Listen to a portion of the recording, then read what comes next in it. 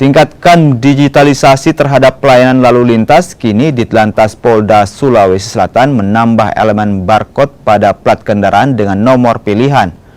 Barcode ini akan terintegrasi dengan data pemilik kendaraan, mulai dari nomor rangka hingga kartu kredit dan debit si pengguna. Saat pengguna kendaraan melakukan pelanggaran dan terekam oleh kamera ETLE, secara otomatis denda pelanggaran akan terpotong di kartu kredit atau debit pelanggar.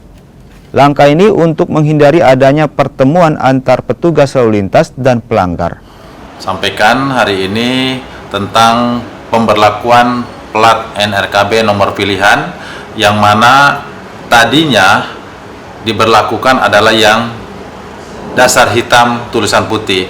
Namun setelah material tersebut habis, sehingga dengan petunjuk dan arahan dari Korlantas, maka Polda Sulawesi Selatan, dalam hal ini Ditlantas Polda Sulawesi Selatan, di bagian Regiden kita berlakukan plat dasar putih nanti tulisan hitam. Kemudian ada penambahan, yaitu adanya barcode.